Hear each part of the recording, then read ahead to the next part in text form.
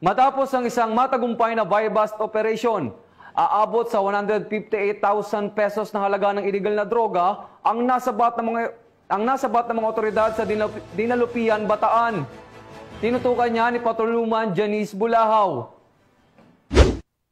Arestado ang isang hinihinalang tulak ng ilegal na droga sa ikinasang buy-bust operation ng mga operatiba ng Dinalupihan Municipal Police Station sa Barangay JC Payumo, Dinalupihan, Bataan.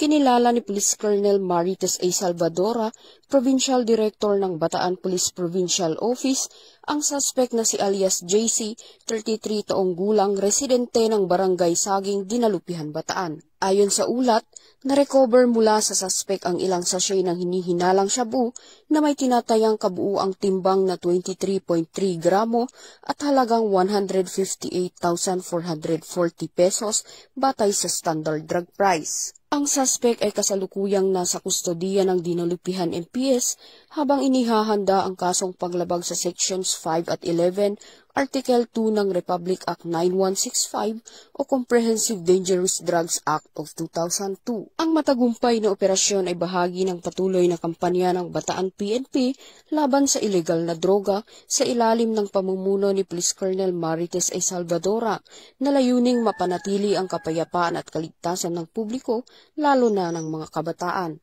Mula dito sa Gitnang Luzon, ako ang inyong PNN correspondent, Patrolwoman Janice Bulahaw.